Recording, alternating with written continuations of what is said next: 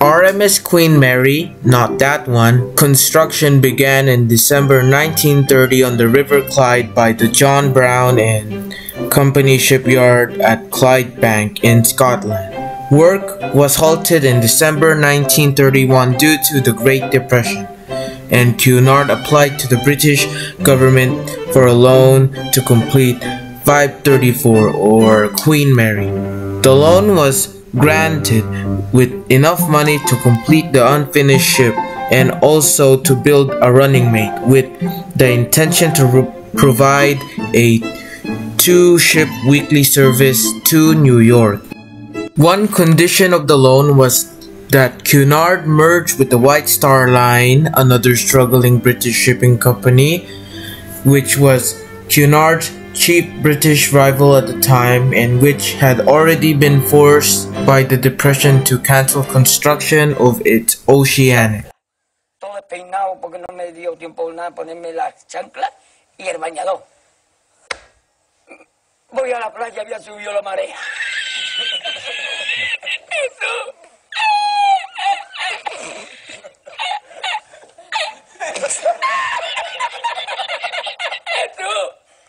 Había subido la marea y encontré una paella.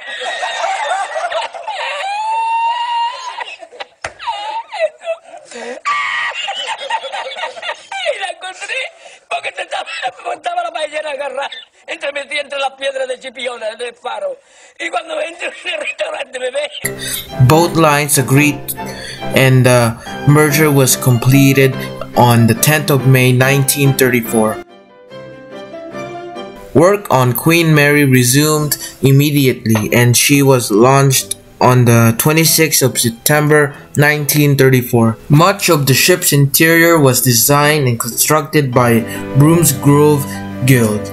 Prior to the ship's launch, the River Clyde had to be specifically deepened to cope with her size, this being undertaken by the engineer D. Allen Stevenson. The reason why the Clyde River needed to be deepened is because it was too shallow for the ship to completely sit in. So they had to deepen it in so the ship can not get stuck in the mud. I also forgot to mention that I was reading off the R.M.S. Queen Mary Wikipedia. The ship was named after Mary of Teck, consort of King George the V. I don't know what V is. Until her launch, the name was kept a closely guarded secret. Legend has it that Cunard intended to name the ship Victoria, in keeping the company tradition of giving its name ending in IA, as in Lusitania, Aquitania, Mauritania, etc., etc. But when company representatives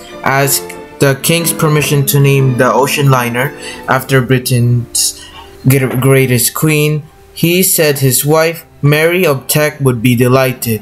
And so the legend goes, the delegation had no other choice but to report that number 534 would be called Queen Mary.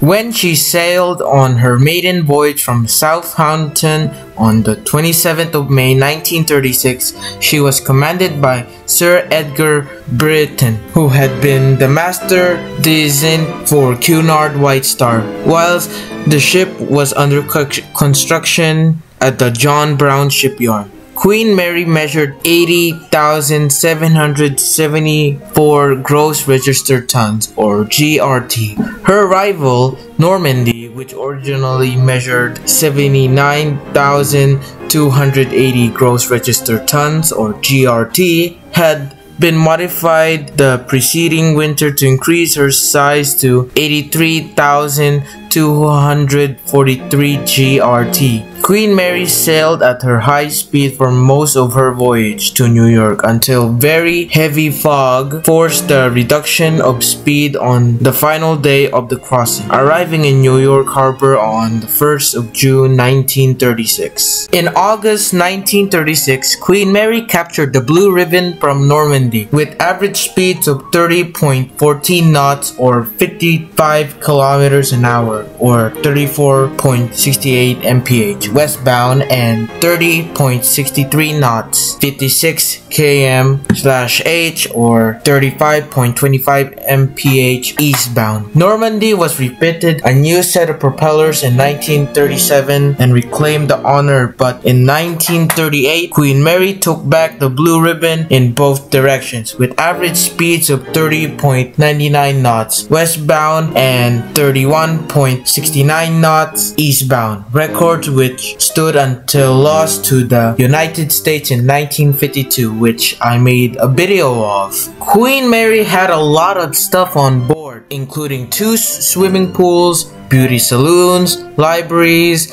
and children's nurseries for all 3 classes. Now, I won't be talking about all of them because it's gonna take like a very long time. So we're gonna go to her Second World War, you know, her troop ship career. Let's get straight into it. In late August 1939, Queen Mary was on a return run from New York to Southampton. The international situation led to her being escorted by a battle cruiser, HMS Hood. She arrived safely and set out again for New York on the 1st of September.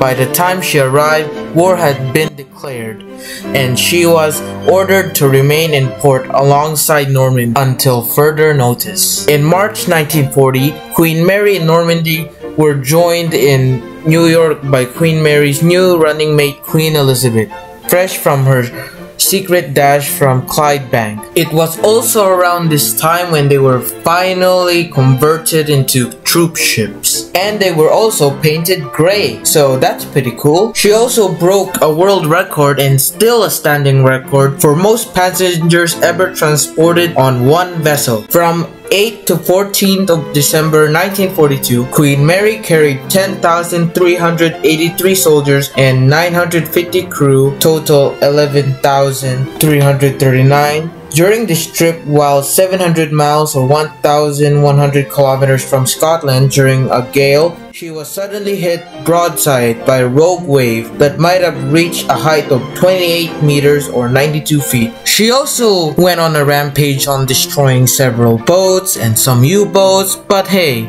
we're not gonna be talking about that today, aren't we? After the war, and with new, better ways to get across the Atlantic than just ship, she was retired in 1967. To be more precise, October 31st, 1967. So, what happened next? Well, currently, she now spends her time as a maritime museum in Long Beach, California. So, what did we learn? There's a chance that ocean liners can become maritime museums, I guess.